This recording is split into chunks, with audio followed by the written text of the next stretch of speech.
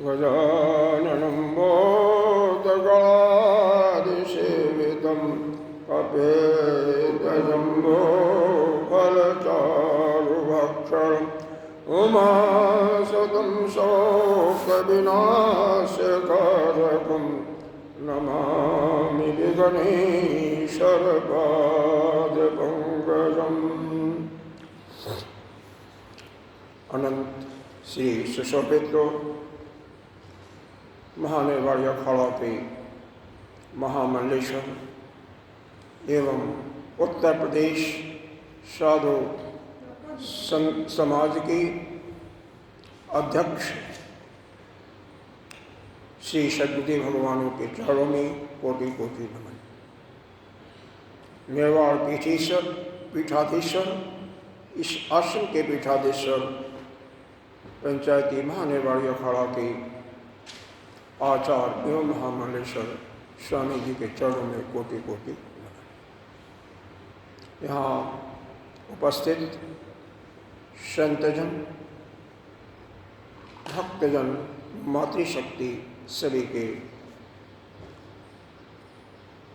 हृदय में विराजमान उस आत्मस्वरूप ब्रह्म को प्रणाम करते हैं। चौथा मंत्र हम पढ़ते हैं।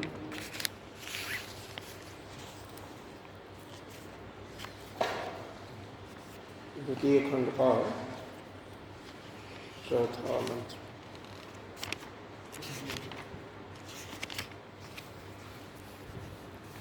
प्रतिबोध विदितं मतम् अमृतत्वं हि विन्दते आत्मना विन्दते वीर्यं विद्या विन्दते अमृतम्। मतम कहते हैं बुद्धि को। प्रतिबोध, जितनी भी वृत्तियों का, बोध का मतलब वृत्ति से है, जितनी भी वृत्तियाँ हमारे मन के अंदर उठती हैं, हर एक वृत्तियाँ हमें मालूम होती हैं और जिसको मालूम होता हम कौन हैं वही ब्रह्म है। जब तक हम जीव भाव में हैं, हर एक वृत्तियों में उसी आत्मा का दर्शन हमें करना चाहिए, वही परमात्मा। और ऐसा जो करता है, जो जानता है, वह क्या है? अमृत तत्वम, वही अमृत तत्व को प्राप्त करता है।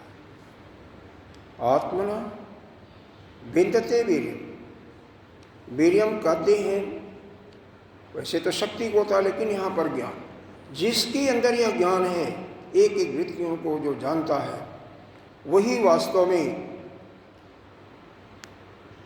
आत्मा के स्वरूप का ज्ञान उसी को प्राप्त होता है।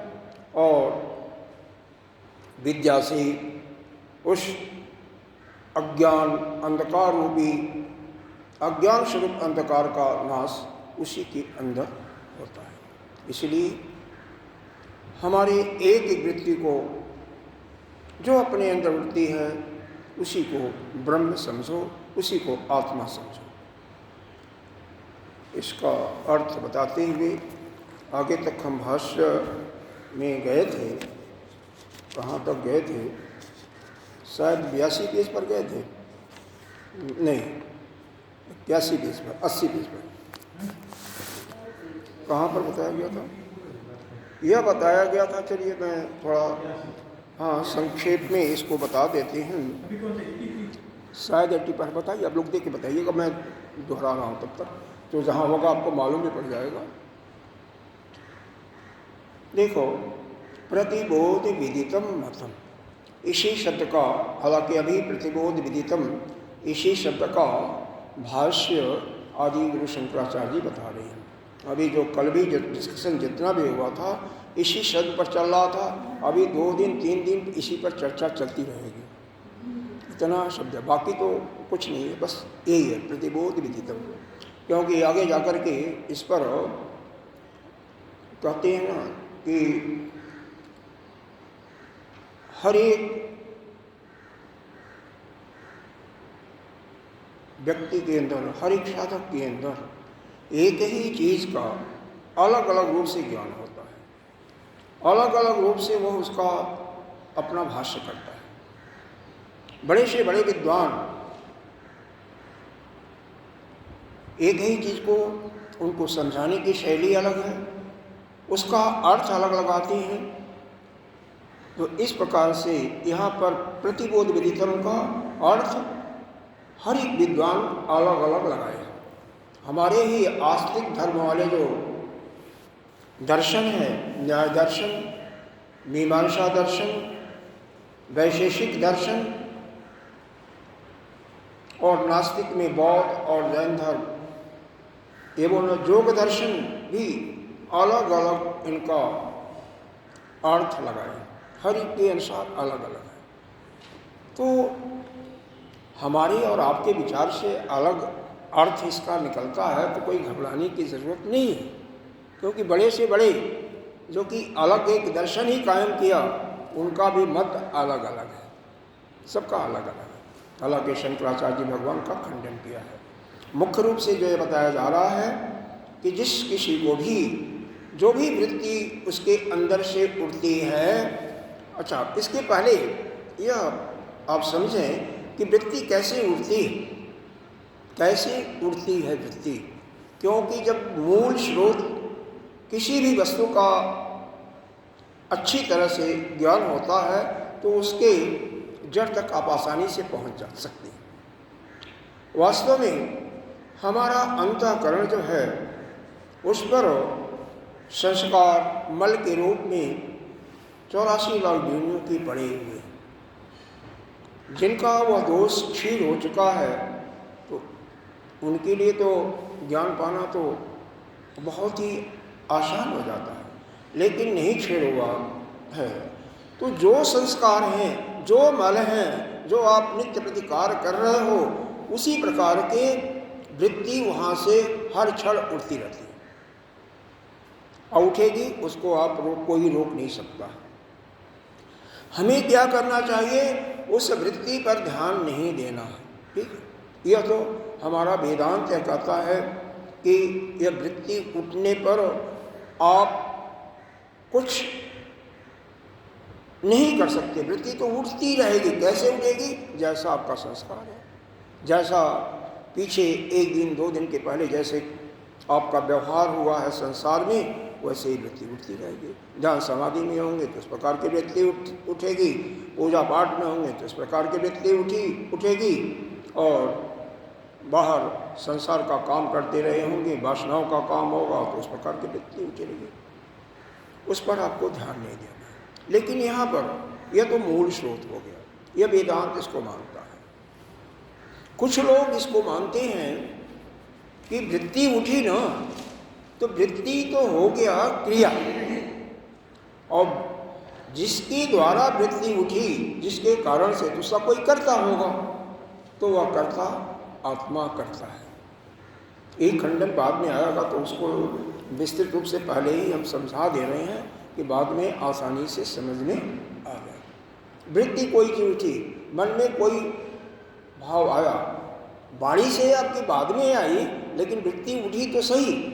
तो जो वृत्ति उठी वही क्रिया हो गई, और क्रिया को, हर एक क्रिया को करने वाला कोई अलग होता है कारण, जिसको हम कर्ता कहते हैं। और वह कर्ता जो है और नहीं कोई बल्कि अहम भाव ही है, या दूसरे रूप में आत्मा है।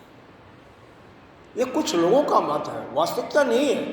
वास्तविकता तो यह है कि वृत्ति जैसा चित्त पर संस्कार है, जैसा मल है, उस प्रकार से वृत्ति उठती रहेगी।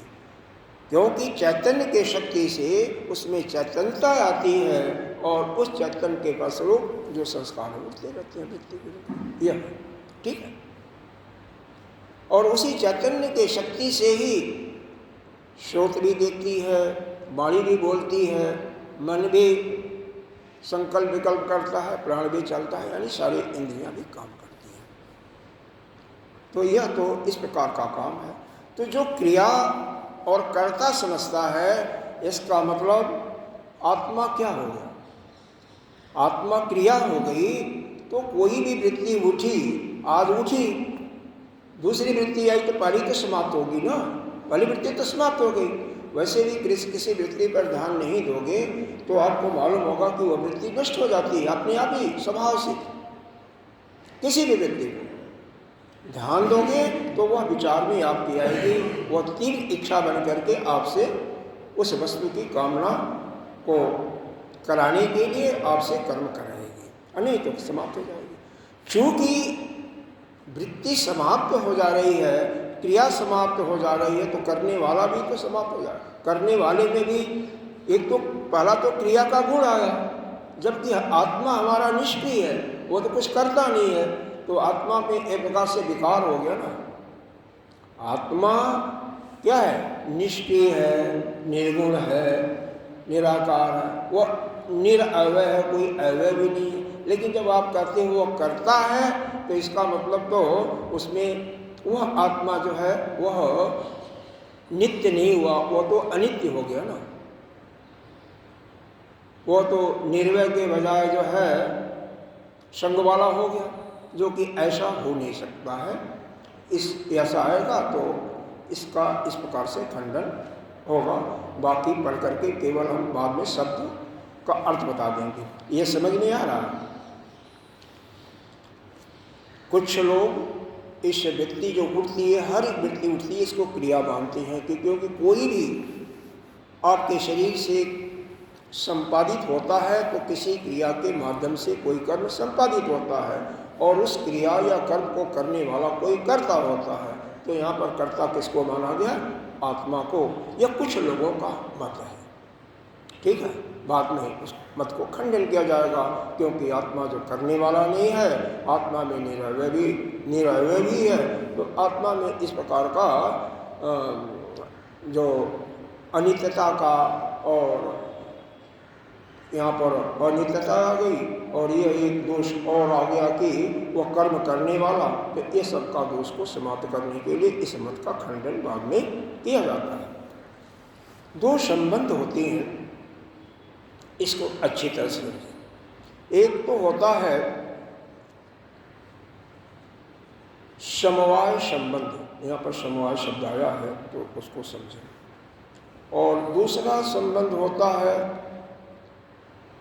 उसको कह सकते हैं आप जातिगत संबंध भी कर सकते हो, या स्वसंबंध कर सकते हो। जैसे कोई भी व्यक्ति जिस जाति में पैदा हुआ तो जाति का भी कुछ गुण धर्म उसके पास आता है, तो उसको हमेशा हम उस जो जाति होगा उसी के रूप में पुकारेंगे, उसी के अमुक जाति के हो। उस व्यक्ति का उस जाति से संबंध हो गया। यह इसमें इसी को बल्कि हम समवाय संबंध भी करेंगे, क्योंकि बिल्कुल जन्म से ही संबंध है, जन्म से ही संबंध है, इसी को समझ। जैसे कपड़ा है ना, यह कपड़ा है, यह कपास का बना हुआ है, कपास का ही तो बनता है। तो कपास का जो कपड़ा बना हुआ है, तो यह कहाँ से बना? कपास से बना। तो कपास तो इसके रग रग में सम्मिलित है ना, तो क्या संबंध हुआ? समवाय संबंध। एक घड़ा बना मिट्टी से, मिट्टी जैसी होगी, काली होगी तो घड़ा काला बनेगा, लाल होगा तो लाल बनेगा, और जिस टाइप का होगा बनेगा। तो वह घड़े के रग रग में मिट्टी पिरोहित है, इसका मतलब वह भी समवाय संबंध है। यह संबंध समझ में आ रहा है कि जो कि जन्म के समय से या कोई वस्तु उत्पन्न हो रही है उस समय से ही उसका जिस चीज से संबंध है उसको हम समवाय संबंध कहते हैं। तो के लिए यहाँ पर इन्होंने आत्मा को वृत्तियों के साथ समवाय संबंध दिया है, इसलिए समझाना पड़ रहा है कि वृत्तियाँ जो उठ रही हैं ये आत्मा के साथ इनका समवाय संबंध है। दूसरा संबंध है जो वैशेषिक वालों ने दिया है, प्रहलाद ऋषि इसके मत को मेन सूत्र देने वाले हैं, सूत्रधार। या इसके विद्वान बहुत बड़े विद्वान थे। हमारे जगत गुरु शंकराचार्य जी भी इनको बहुत सम्मान देते हैं। सम्मान तो करते हैं लेकिन मत को नहीं मानते, वो बात अलग है। मत को मानना अलग है, सम्मान देना अलग है। जैसे आपके पिताजी हैं,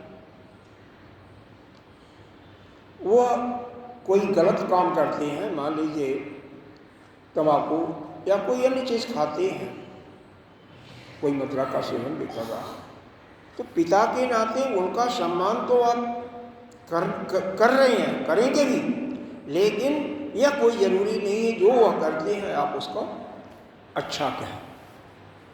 तंबाकू खा रहे हैं तो भी आप उनको अच्छा नहीं कहेंगे, वह स्वयं भी आप नहीं कहेंगे। तो इसी प्रकार से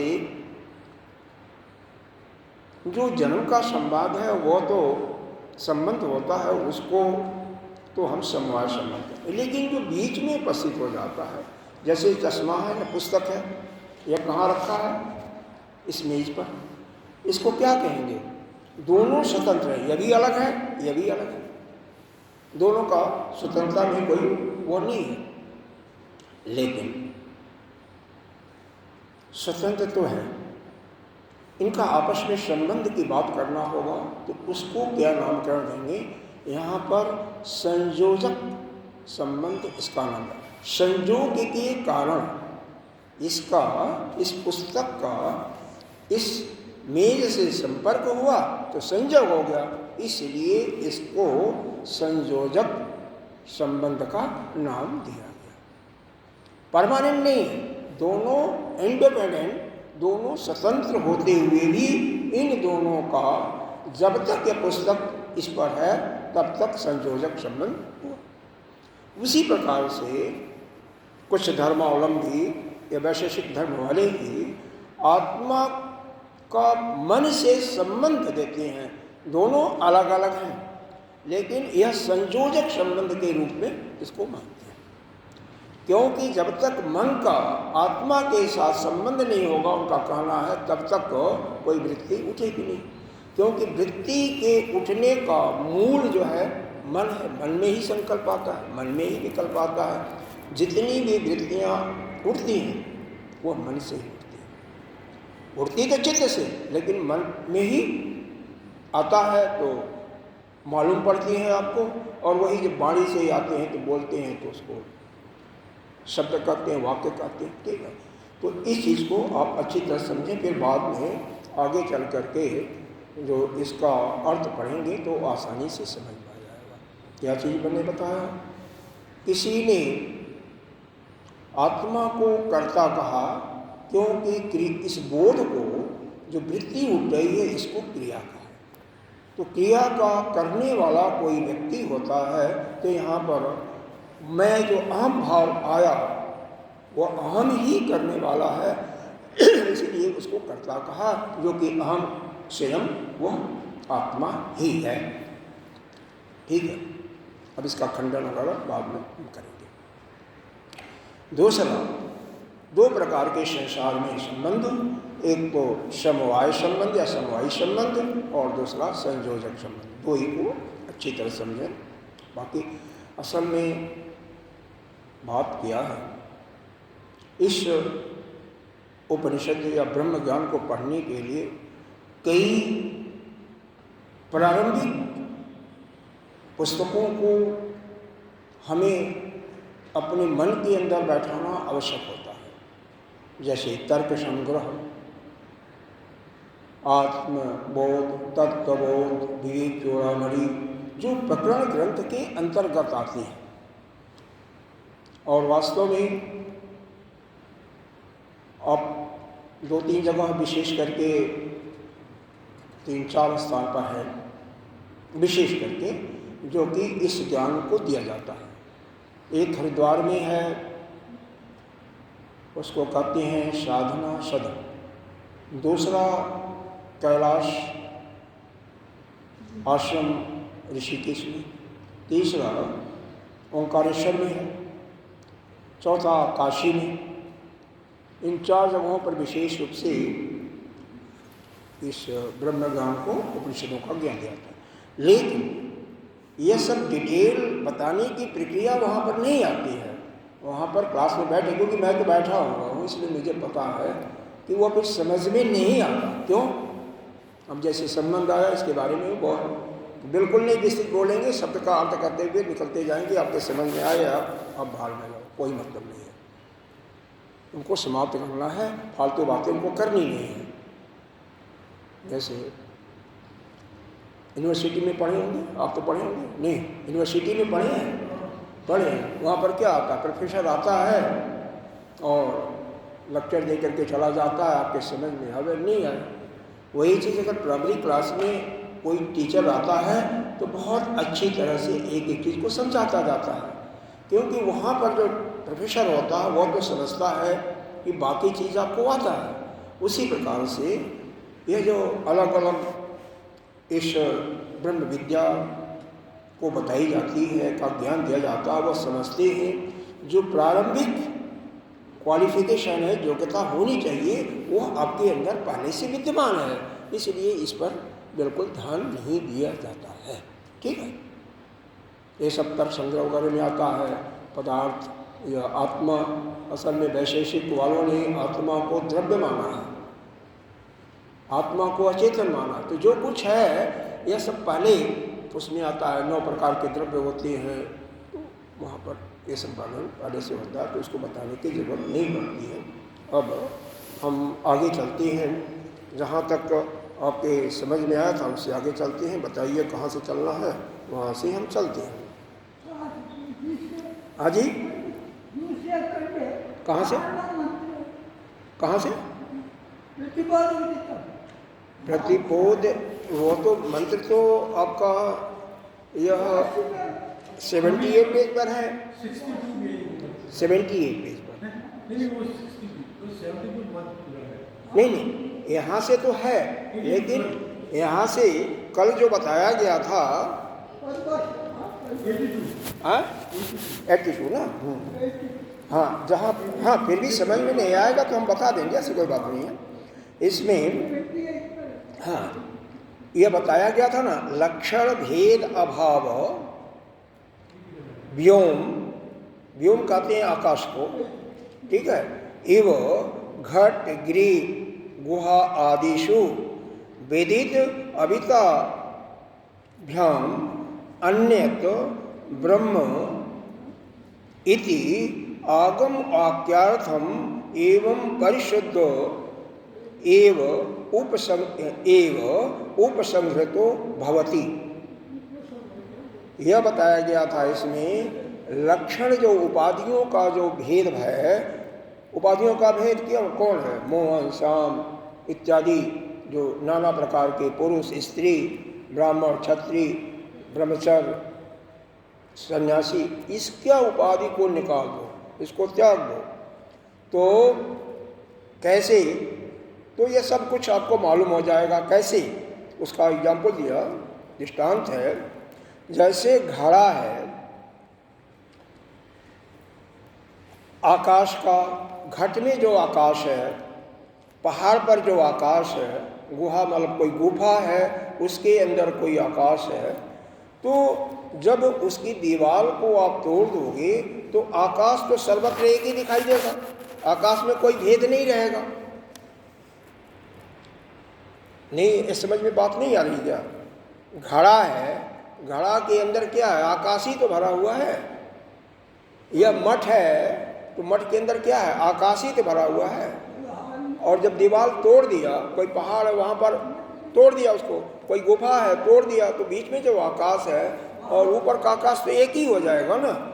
इसी चीज़ को बताया जा रहा है, जिस प्रकार से आकाश आपका एक है वो अलग नहीं है, उसी प्रकार से वो कैसे एक हुआ, जब उपाधियों को आपने छिन्न भिन्न कर दिया, उपाधियों को हटा दिया।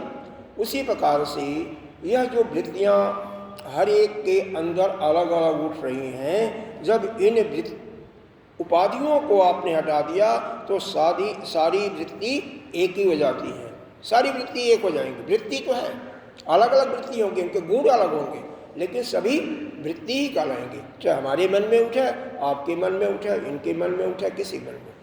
यह वृत्तियाँ उसमें चैतन्यता तो उस आत्मा के कारण से, आत्मा एक ही है। तो यहाँ पर बताने का प्राय यह है कि जितनी भी वृत्तियाँ उठ रही हैं उसमें उसी एक ही आत्मा के शक्ति से अलग अलग जगह उठ रही है।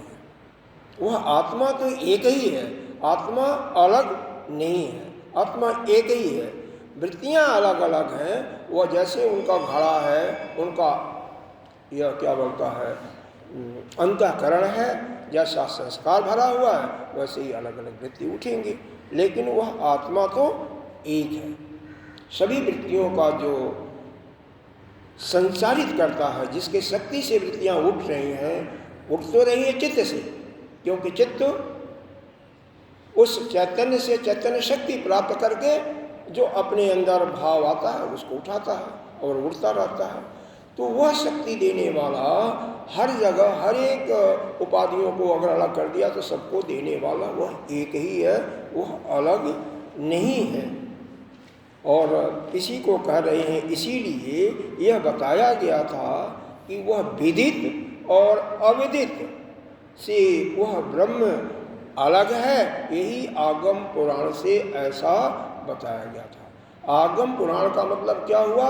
श्रुति के माध्यम से, यानी वेद के द्वारा या गुरु परंपरा के अनुसार वर्णन किया। बहुत पहले से जो बताया गया था विदित और अविदित से जो परे है वही एक ब्रह्म है। वाक्यार्थ, यह इस वाक्य का अर्थ है। एवं परिशुद्ध, और वह परम शुद्ध है, यहीं पर इसका उपसंहार किया जा रहा है। वही जो है दूसरे श्रुति में बताया गया, दिष्टे दिष्टा, दृष्टि को दिष्टा का भी वह दृष्टा है, श्रोता का भी वह श्रोता है। मति मनता, मति का भी मनता बताया गया, मतलब बुद्धि का भी वह बुद्धि है। विज्ञाते विज्ञाता, जो जानने योग्य है उसका भी वह जानने वाला है। इति ही शुद्ध अंतरम, यह बृहदारण्यक उपनिषद में ऐसा श्रुति में बताया गया है। यदा, यहाँ तक यह पूरा समाप्त हो जाता है, यह प्रतिबोधितम शब्द का अर्थ। ठीक है, मूल रूप यही है कि हर वृत्ति में आप उसी परमात्मा को समझो, बस सीधी बात है। अब आगे जो है तर्क शुरू होता है। यह पहला तर्क है, इसमें न्याय, मीमांसा और जैन धर्म का मिश्रित यह तर्क है। तीनों का, एक ही का नहीं है बल्कि तीनों का मिला जुला है। क्या है? यदा पुनर्बोध क्रिया करतेति बोध क्रिया लक्षणेन तत्कर्तारं बीजानात् इति बोध लक्षणेन विदितम प्रतिबोध विदितम इति व्याख्यायति। क्या कहा गया है इसमें? इसके लिए एक दृष्टांत दिया गया। जब तक दृष्टांत नहीं पढ़ेंगे तब तक समझ में नहीं आएगा। यथा जो वृक्ष शाखा चालयति स वायु इति तत्वत् तथा बोध क्रिया शक्ति अनात्मा द्रव्यम न बोध स्वरूप एव। कहते हैं एक वृक्ष की कल्पना करो।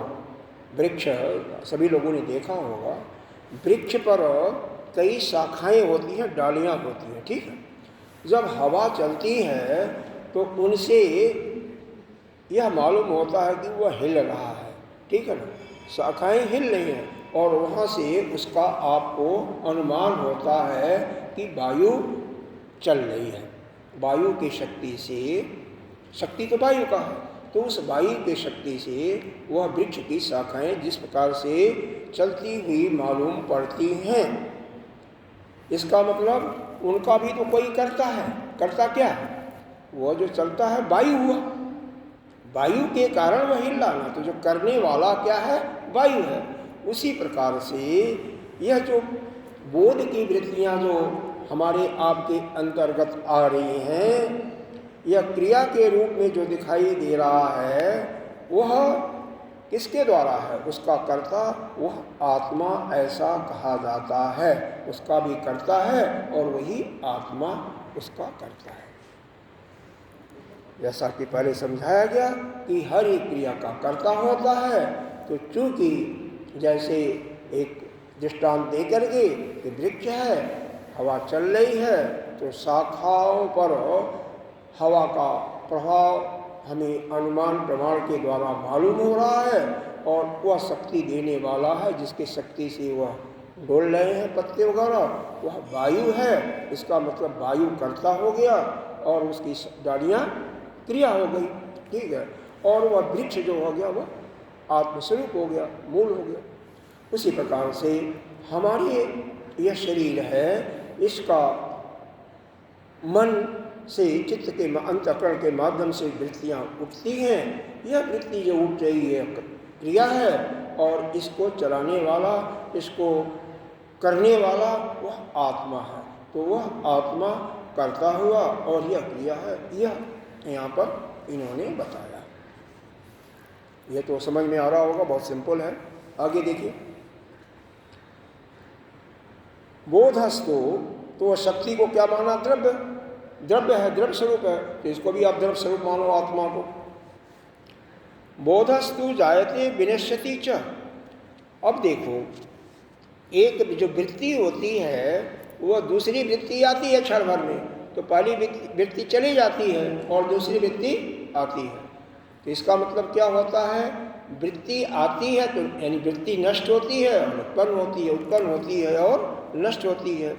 यदा बोधो जायते तदा बोध क्रियाया सविशेष, ये तो हो गया। अच्छा, यदा बोधो नश्यति तदा नष्ट बोधो द्रव्यमात्र निर्विशेष। जब वह वृत्ति नष्ट हो जाती है तो द्रव्य जो बचा यानी कर्ता जो बचा वह निर्विशेष हो जाता है, और जब उसका वह नाश हो गया तो वह क्या हो गया? निर्विशेष हो गया, लेकिन वह द्रव्य बच जाता है।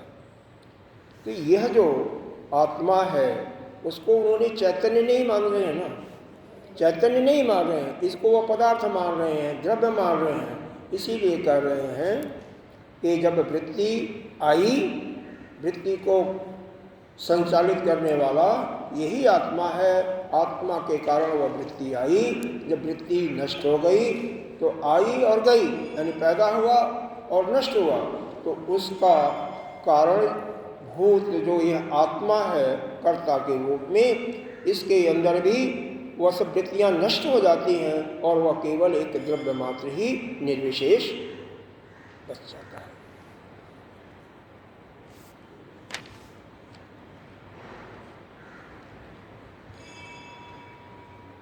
तो अगर ऐसा मानो तो क्या होगा? ऐसा मानो तो क्या होगा? वो विकारी नहीं होगा। भाई जिसके अंदर वृत्ति आ रही है और वृत्ति नष्ट हो रही है, फिर दूसरी वृत्ति आ रही है, क्योंकि आत्मा को कर्ता मानो। तो यदि आत्मा को आप कर्ता मानोगे तो वह विकारी होगा। जैसे दूध है, दूध है, दूध का या जल, इनका संबंध क्या है? दूध कैसा है? निरवय है या सवय है? यहाँ पर देखना पड़ेगा। यह सवय है, जैसे चीनी इसमें मिलाते हो तो उसमें बिल्कुल मिल जाता, आपको पता नहीं चलेगा, जब तक चखिएगा नहीं तब तक मालूम नहीं होगा, तो वो उसमें मिल जाता है, एक ही भूत हो जाता है। तो इसको हम कहते हैं सवय। और उसी दूध का विकार आने से दही भी बन जाता है, फट भी जाता है, जिससे पनीर इत्यादि भी बनाते हो। कृत्रिम रूप से उसको भी फाड़ देते हो और पनीर बनाते हो। हाँ, बनाते हो कि नहीं बनाते हो? बनाते होंगे। तो इस प्रकार से अगर वृत्ति उठी और वृत्ति का संबंध सीधे उस आत्मा से है और वृत्ति नष्ट हो गई, इसका मतलब आत्मा जो है वह क्या हुआ? एक तो विकारी हो गया, उसमें विकार आया तभी तो वृत्ति नष्ट हुई, क्योंकि उसका सीधा संबंध वो हो रहा है ना, एक दूसरे से समवायी संबंध भी यहाँ भी हो रहा है। तो वृत्ति नष्ट हो जाती है, नई वृत्ति उत्पन्न हो जाती है, वह निर्विशेष केवल अचेतन के रूप में, द्रव्य मात्र के रूप में रहता है। इस प्रकार से वह एक तो निरवय नहीं हुआ, वो तो सवय उसके अंग वाले हो गए, जबकि वास्तव में आत्मा का कोई अंग नहीं है, कोई अवयव है ही नहीं है, इसलिए यह सब गलत होता है। दूसरा, आत्मा तो नित्य शुद्ध बुद्ध है, तो विकारी हो जाता है, तो इसको भी खंडन हो जाता है। इसका मतलब आत्मा के अंदर न तो कोई क्रिया होती है और न तो आत्मा उस वृत्ति को देने वाला कर्ता के रूप में है। वास्तव में तो आत्मा से केवल चैतन्य की शक्ति अंतःकरण को मिलता है और वह अंतःकरण से वह वृत्ति उठती है, उस चैतन्य के प्रभाव से वो उठाता है। लेकिन यहाँ पर मानते हैं अलग अलग अपनी भाई बुद्धि है, हर एक कोई कुछ भी मान सकता है, उसके लिए तो वो फ्री है, आप कुछ भी मान सकते हो, आप भी, कोई आपको जबरदस्ती थोड़ी करेगा। लेकिन तर्क द्वारा उसका खंडन किया जा रहा है। क्यों तर्क क्यों दिया जा रहा है? इसलिए कि आप भी तो भगवान इस वेद को मानते हो और वेद में ऐसा लिखा हुआ है, फिर बताया जाएगा कि वह जो है असंग है, वह निरअवय है, वह निर्विकार है, इसको कोई विकार भी नहीं है। तो वेद में जो लक्षण लिखे हुए हैं और जो आप बता रहे हो, दोनों विरोधाभास हो गए। तो यह कैसे? ये तो नहीं चलेगा ना, क्योंकि वेद को आप भी मानते हो, नहीं मानते हो तो भी हम नहीं मानते हैं, लेकिन यह सारे दर्शन, न्याय दर्शन मानता है, मीमांसा भी वेद को मानता है।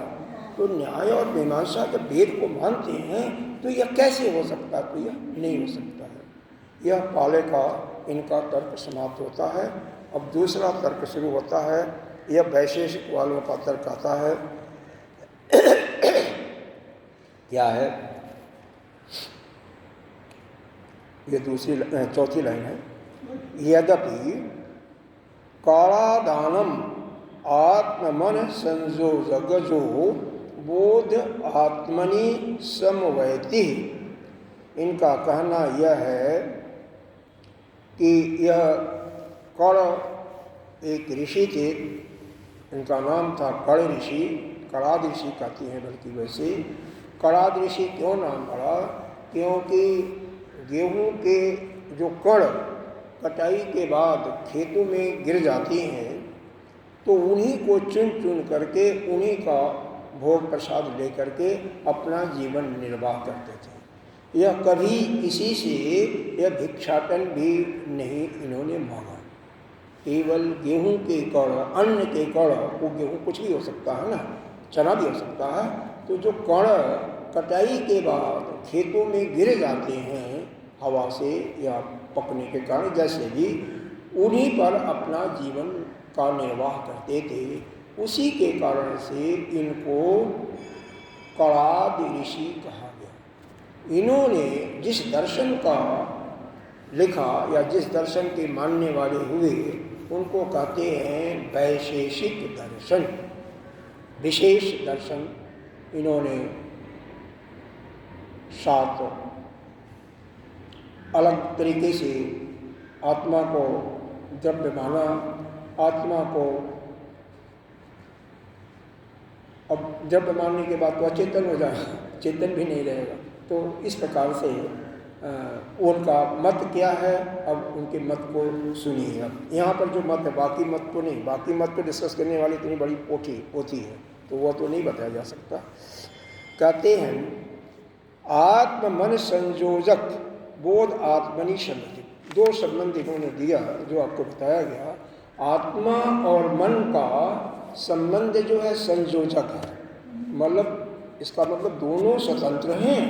और जब वृत्ति उठती है तो आत्मा मन के साथ संयोग कर लिया और इससे जो वृत्ति उठती है वह वृत्ति का संबंध समवायी संबंध आत्मा से, मतलब उस वृत्ति आत्मा के कारण से उठती है। इनका मानना, देखो इनका मानना है, कंफ्यूज मत हो, यह वेद भगवान नहीं कह रहे हैं, इनका अपना कहना। वो आप भी कुछ मान सकते हो, उसमें क्या है। तो इनका यही कहना है कि वह वृत्ति उठती है, उस वृत्ति का आत्मा के साथ समवायी संबंध है और मन के साथ संयोजक संबंध है। दोनों संबंधों को पहले हमने इसीलिए बता दिया था। तो फिर क्या है, आगे चलिए। अतः आत्मनि बोधकृतम, इसीलिए आत्मा में यह वृत्ति पैदा होने का गुण आता है, क्योंकि मन में इनका कहना यह है कि मन संकल्प विकल्प है करता है। तो चूंकि मन का संयोग हो गया आत्मा से जुड़ गया, तो जब भी मन आत्मा से जुड़ता है या आत्मा और मन में संयोजक संबंध होता है तो वृत्ति उठती है। यह इनका मानना है। अगर मन जुड़े नहीं, मन अलग रहे, आत्मा अलग है, तो फिर नहीं उठेगी। लेकिन यहाँ पर एक दूसरा सिद्धांत आता है, कभी भी संबंध आपस में समान चीज़ों में होता है।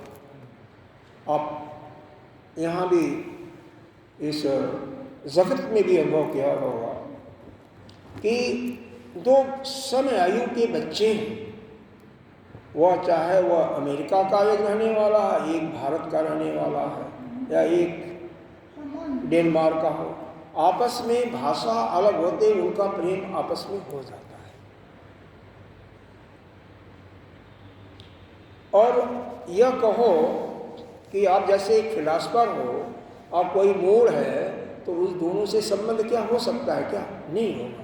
दोनों एक ही मतलब समान रूप के हों, समान आयु के हों, समान जाति के हों या समान गुण वाले हों, तभी उसमें आपस में संबंध होता है। तो यहाँ तो मन तो जड़ है, आत्मा चेतन है, तो चेतन और जड़ में संबंध तो हो ही नहीं सकता। कौन कर रहा है? यह शंकराचार्य जी कह रहे हैं कि इन दोनों में संबंध तो हो ही नहीं सकता है। यह जो आप बता रहे हो कि आत्मा मन के साथ संयोजक संबंध करता है, तो यह तो असंभव है। ये तो नहीं, यह तो ठीक नहीं है भाई। यह बौद्धित्व से आया तो यह तो ठीक नहीं हुआ, क्योंकि यह तो मन तो जड़ है। समय भी देखते रहो। न तो विज्ञात्मा आत्मा, और न तो आत्मा तो इंद्र कोई विकार भी नहीं आता। द्रव्य मात्रस्तु भवति घट इव राग समवायी।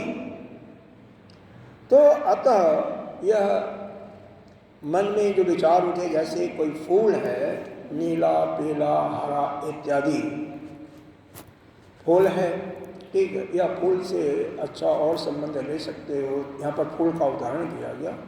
बल्ब ले लो, बल्ब ले लो, एक ही बिजली आ रही है, 3-4 पॉइंट यहाँ पर हैं, अलग अलग कलर के बल्ब लगा दिया, तो किसी में नीला प्रकाश आएगा, किसी में हरा प्रकाश आएगा, किसी में लाल आएगा। उसी प्रकार से यह समझाने का प्रयास किया जा रहा है, आत्मा से एक ही शक्ति आ रही है, शक्ति तो एक ही है, लेकिन अलग अलग जो अंतःकरण है ना, समय के अनुसार भी अंतःकरण में परिवर्तन हो रहा है, तो इसलिए अलग अलग प्रकार की वृत्तियाँ उठ रही हैं। जिसकी सतोगुणी वृत्ति होगी, सतोगुणी वृत्ति उठोगी, रजोगुणी होगी, रजोगुणी होगी, तमोगुणी होगी, तत्व नहीं होगी। यह समझ में आ रहा ना भाई? बिजली जो है, एक ही बिजली चलती है ना, एक ही बिजली से कम पंखा भी चल रहा है, ट्यूब भी चल रहा है, विभिन्न कलर के रख दिया तो विभिन्न कलर वाले भी वैसे ही लाइट आ रही है।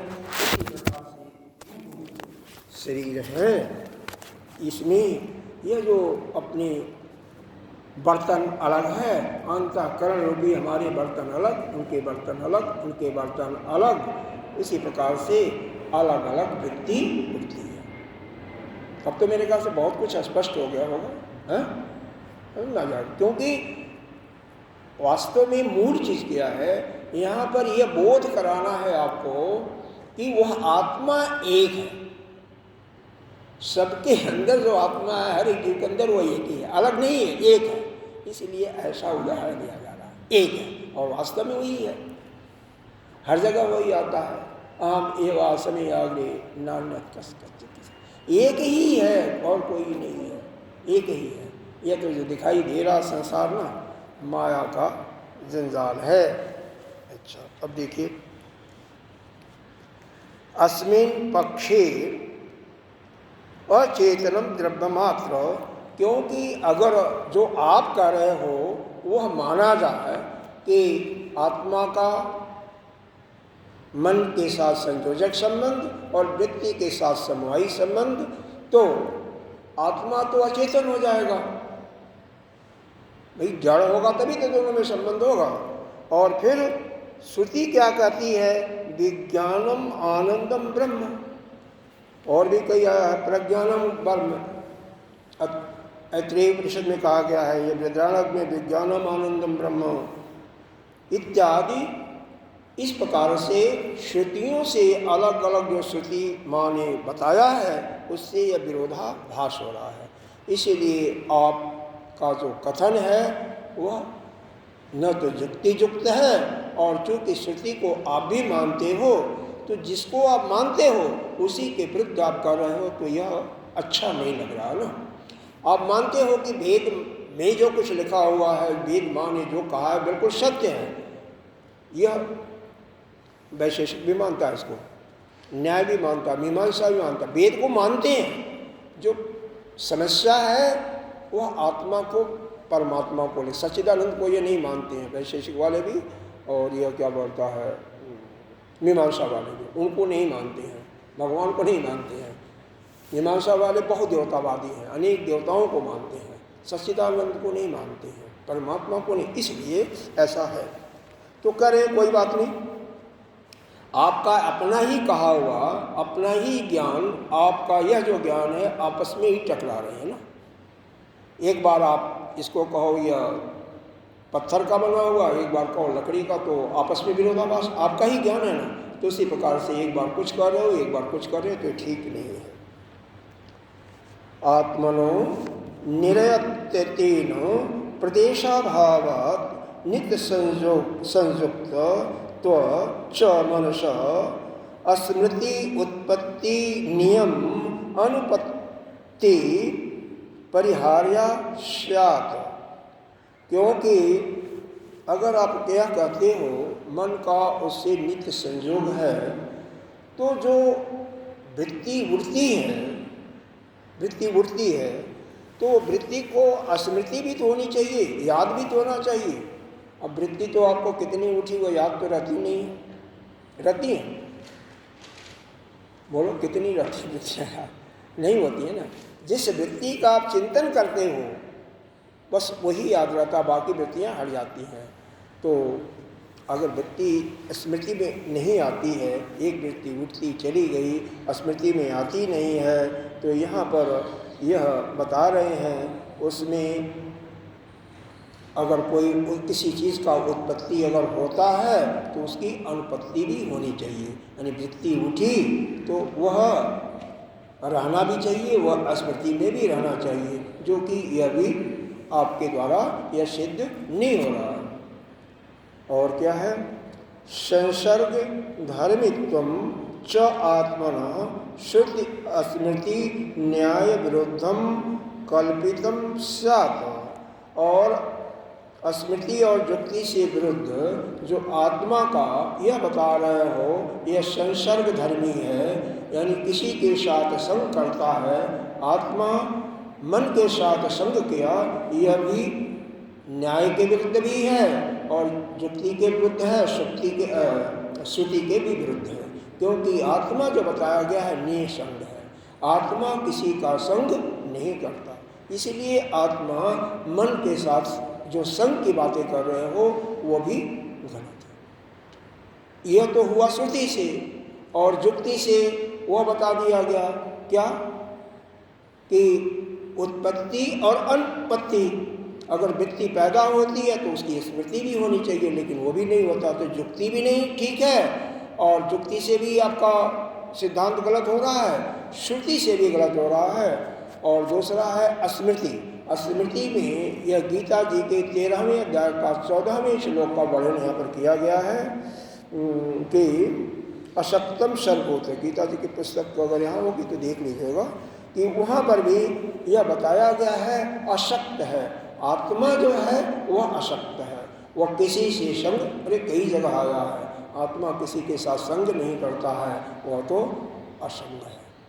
तो आत्मा हर प्रकार से श्रुति के द्वारा भी असंग है, स्मृति के द्वारा भी असंग है, और युक्ति से यानी जो व्यवहार में अपना युक्ति दे रहे उसके द्वारा भी असंग सिद्ध होता है। इसलिए आप ये जो कहते हो कि आत्मा का मन के साथ संयोजक संबंध है और उसी आत्मा का वृत्ति के साथ समवायी संबंध है, यह कहना गलत है, यह ठीक नहीं है।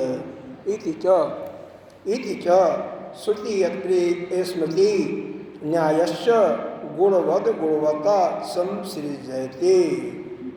अच्छा, क्योंकि वस्तु जब सगुण होती है तो उसी का किसी गुण से संसर्ग होता है और आत्मा में तो कोई गुण है ही नहीं। न अतुल्य जातीयम, और विजातीय वस्तुओं का भी संयोग नहीं होता, इसलिए भी आत्मा का इसके साथ संयोग नहीं हो सकता है। अतः वह जो आत्मा कैसा है, निर्गुण है, निर्विशेष है, सभी लक्षण सर्वविलक्षण है, और क्या है, केन चित अतुल्य जातीय, न किसी अन्य जाति से उसका संसर्ग भी नहीं होता, संग भी नहीं होता, और संसृजत एतद न्याय विरुद्ध। इसीलिए यह मानना कि उसका मन के साथ या वृत्ति के साथ संयोग होता है तो वह न्याय के विरुद्ध है, न्याय के विरुद्ध है। भवेत तस्मात् नित्य लुप्त ज्ञान स्वरूपा, इसलिए वह आत्मा जो है नित्य ज्ञान स्वरूप है, ज्योति है, प्रकाश वाला है और वही ब्रह्म है। इसका अर्थ यही है। समझ में आ रहा नहीं? नहीं आ रहा। यहाँ पर जल्दी तो मैं नहीं कर रहा हूँ, मतलब यह निष्कर्ष निकाला जा रहा है कि वह आत्मा जो है